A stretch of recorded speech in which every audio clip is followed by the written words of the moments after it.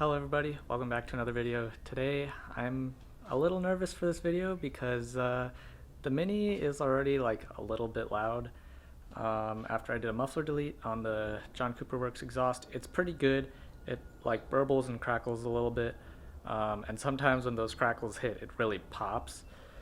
So today we're installing a downpipe to make it even louder and make those pops louder and hopefully shoot flames. That is the goal. I want this thing to go kaboom out the exhaust, and I'm super excited for it, but it might make it really obnoxiously loud, but it's never stopped me before. So let's do it. I'm super pumped. I've seen videos and kind of installs on Mini Cooper downpipes. Super easy compared to any other car I've done a downpipe on, since it's right in the front of the engine. And it's like a really short downpipe. It's only like a foot long.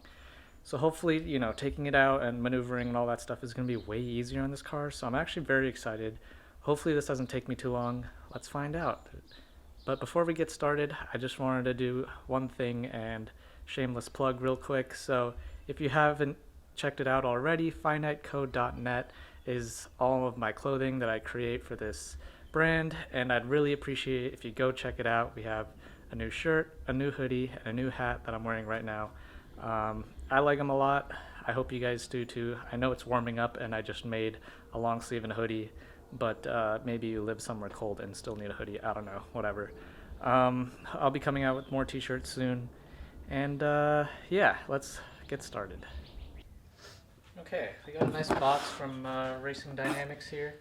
The nice thing about having such a small downpipe is it was only $300, so that's pretty nice. Let's open this one.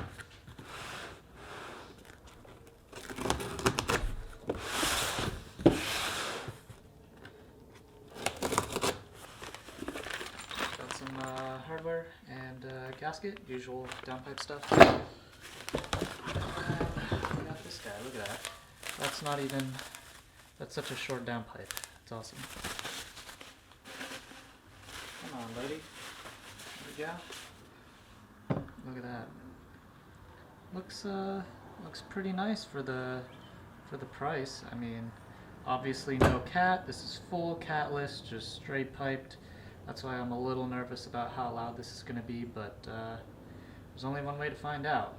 But I'm liking it so far. Okay, so we got the hood open on the Mini, and as you can see, the turbo is literally right there, like just boop, sitting there. We got a little bit of heat shielding. You can see the O2 sensors right there, so easy accessibility for taking that off. So let's get this heat shielding off. I think we have 3 bolts at the top. You can see one down here, another one down there, and I think that's it. So let's start by taking those 5 off and then go from there.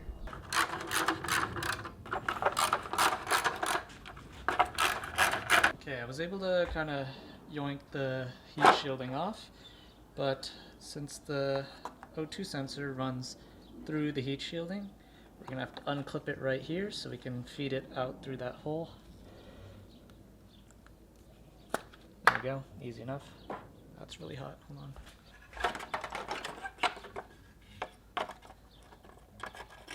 There we go, right? Also, there was another bolt down here, so there's 3 on the bottom and 3 on the top, and the bottom ones you only have to loosen. You don't have to fully take them out, unlike I did, because I didn't know if they were like that, but you can just loosen them and pull the heat shielding out and it's all good to go. So as you can see, the whole turbo is right up here and the start of the downpipe is right here, so there's 3 bolts, 1, 2, and 3 down there. So we're gonna have to take these off, and then we'll have to jack up the car and get the ones on the bottom, and then this should just come out. Hopefully we should be good. So I'm gonna start loosening these top 3, and then we'll go from there. Okay, let's see how this goes.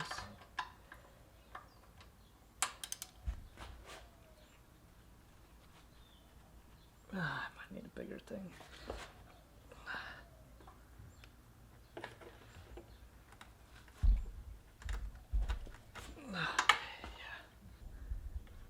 Okay, we got the bigger wrench on here. Much easier, for sure. But will it fit on the one back here? That's looking like an... probably not. Oh, damn it. can never be easy, huh? I don't think it'll fit on this one either. It's not looking like it. Oh, never mind.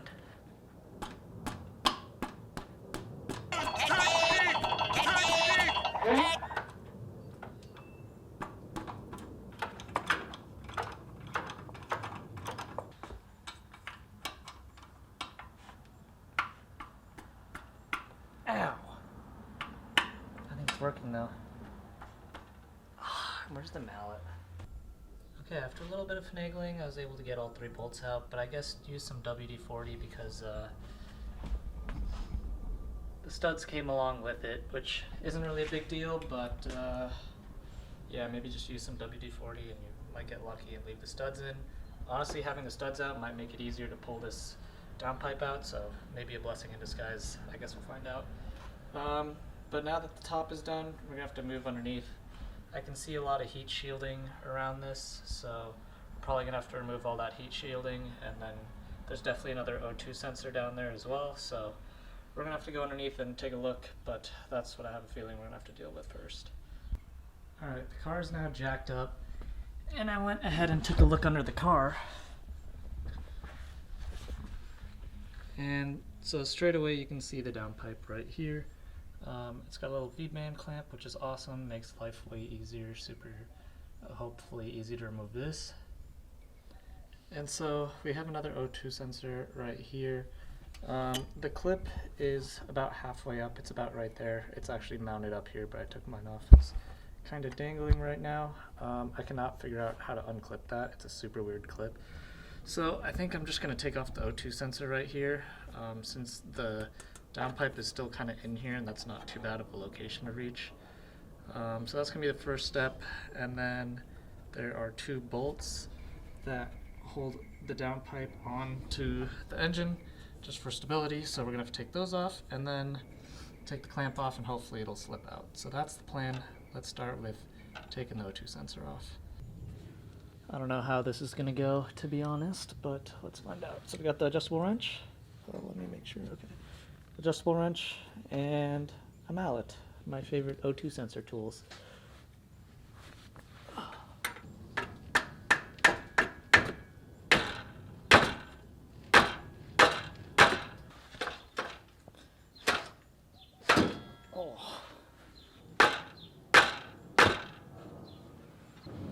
Oh. God damn it, I hate O2 sensors so much. Alright, when in doubt, WD-40. We'll let that soak in for a bit. In the meantime, I'm gonna start removing the, I don't know actually. Maybe I'll wait. I'll wait for that to soak in before I remove anything else. I want the downpipe as attached to everything else as possible, so it makes it easier to take out the O2 sensor. In the meantime, I might fidget with the clip to see, maybe I can just get it undone. But we'll see. I'll update you. Well, I kind of got in the zone and the downpipe's out. So basically what I did, since I missed it all, is I managed to undo this O2 sensor. It was a bit of a pain. And then I undid these 2 bolts that held up the downpipe, took off the flange, super easy, and just popped it out. Not bad at all. Didn't remove the lower heat shielding, and it slid out with a little bit of persuasion. So this guy's out. Let's throw the new one in. The best way to do this is going to be from the bottom, just because you have these 2 tabs. So you definitely want to feed this up from underneath.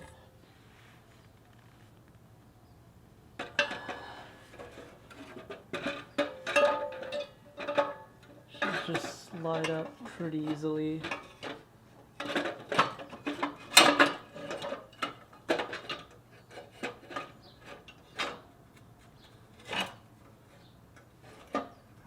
There we go, just like that.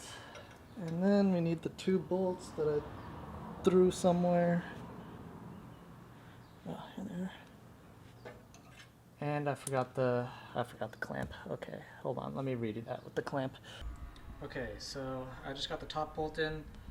They actually give you new bolts that thread into here in case you pull your studs out like I did. So that's really nice. So I'm gonna go ahead and get the other 2 bolted up, and then we can connect downside. So we're almost there. Okay, just a heads up, so the clamp on the downpipe is definitely very stiff and hard to spread apart. So what I did is I got a long bolt, put 2 nuts in between the 2 edges of the clamps, and just tightened this bolt down to widen this thing up, and it just slid over and fit on top easily. Now I can just undo this bolt and clamp it down the opposite way with the original hardware. And this clamp will be done. And then we can throw in this bolt, that bolt, and this guy will be installed. So let's finish it up. Alright, check it out. Downpipe is installed. Everything is bolted up nicely. Way thinner than with a cat, obviously. Everything fit up pretty nicely. And yeah, let's drop the car down and see what she sounds like.